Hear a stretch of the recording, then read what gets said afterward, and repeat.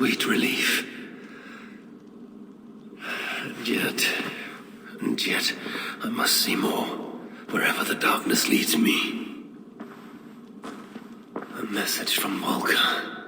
If I drink the potion, I can return to my vision.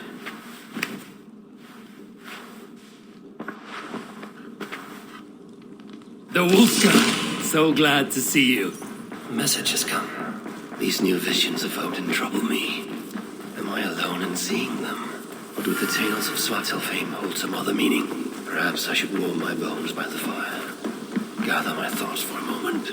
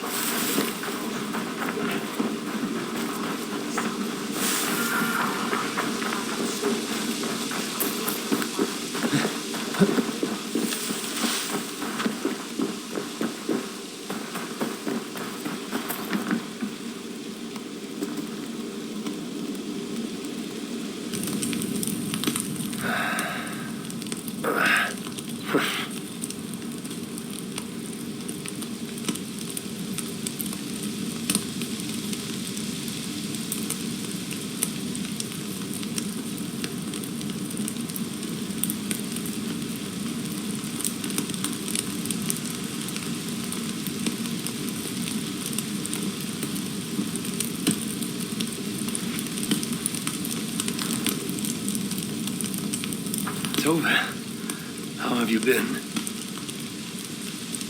The fire made me think of the myths and legends Sven loved. Would you indulge me with a tale? I would be glad to hear of Svartalfheim. I would not tell it half as well, but his favorite was a fable to remind us to find meaning in our deeds and not in how others think of us. Svartalfheim was not short of legendary dwarven blacksmiths. Everyone has heard of Ivaldil, Brucker, and Sindri. But this tale is of a stonemason. He lived as far south as he could, where Gulnamar meets Svanklin. His workshop sat upon the shoreline. Obsessed with glory, his love of masonry had all but died. He scoured the shore, seeking precious stones washed up from other realms. Then he saw it. Something beautiful, glittering, shimmering across the water, upon an island he had never dared travel to. He hastily built a boat, working long into the night. He set sail and found many rocks that sparkled and dazzled upon the island. He cried out in joy. To craft anything from such stones, he would be remembered for all time. Then he felt a sudden sting on his foot. Then another, and another. His eyes adjusted to the dark. So consumed was he by his desire for renown, he failed to realize he had walked into a nest of snakes, until it was already too late. And so, clutching the stone that sealed his fate, there he died. Remembered, yes, but only for his folly. A fine tale, Toby, and well told. Sven would be proud.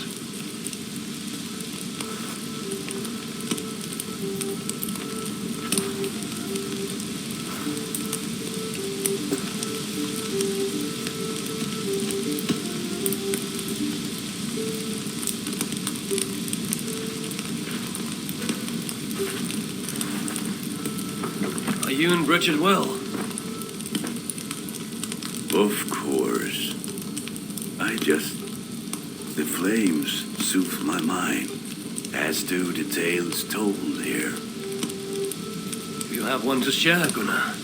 The legend of Svartalfheim. Aye, a story of a king who could not see the wood for the trees. Raidmar, greatest of dwarven kings. Within his palace in Gulnamar, he wanted for nothing except an heir. Raidmar and his wife had grown old. Perhaps too old. Late one night, consumed with worry, Raidmar walked in the shadow of his vast mountain-top palace, tears in his eyes. "The great king! What ails you?" a voice said. Afraid, Raidmar saw no one. "Who goes there?" he replied. Then he saw who addressed him. A vast and ancient tree, perhaps almost as old as Ymir himself. Raidmar sat upon its roots and told the tree he feared he was too old to give his subjects the legacy they deserved. The tree was so moved, it wept and offered its tears to Raidmar. "Drink, great king," it said, "and your woes shall be washed away." Raidmar observed the grass, the meadows, the leaves of the tree. His subjects' happiness could be seen in how they cared for the land. His legacy was all around him.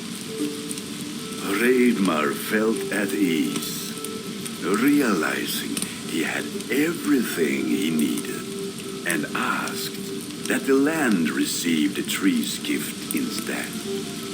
The tree's happy tears flowed evermore, enriching the land.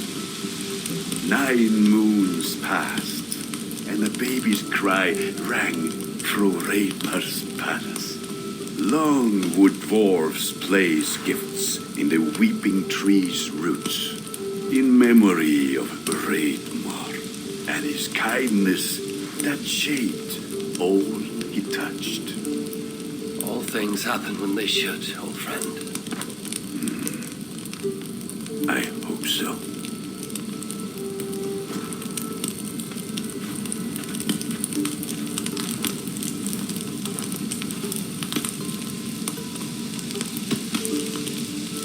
Eivor! Whatever is the matter? Have you been spending too much time drinking Valka's special sauces again? I'm troubled by visions of Odin and of Svartalfheim.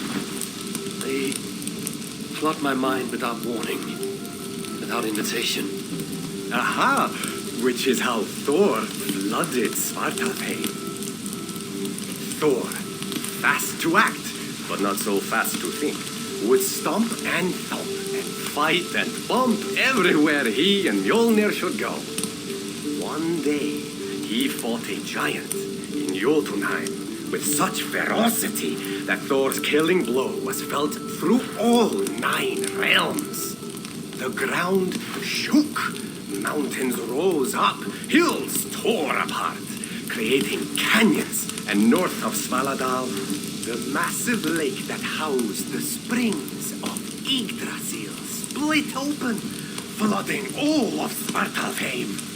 The dwarf king, Hreidmar, acted swiftly. He built 3 mighty dams, preventing further damage to his realm, working alongside his beloved subjects. So surprised was one builder to see the great king working as an equal that he slipped, tumbling into the raging waters below. Without hesitation, Hreidmar leapt, once from his horse and again from the center of the dam's lip, diving into the frightful torrent. Before the builder could even cry for help, Hreidmar was pulling him onto dry land. And so 2 giant statues were built to honor the king, one for each leap of unthinking bravery, and stood until the end of days. Until Ragnarok. Aye, so you see, actions ripple outward, like a stone falling into a lake, or like Thor crushing a Jotun skull with Mjolnir. Affecting everything, whether foretold or unknown. I fear my tale has only worsened your concerns. No, a good story is a lark that feeds a mind's flame. Thank you, friend.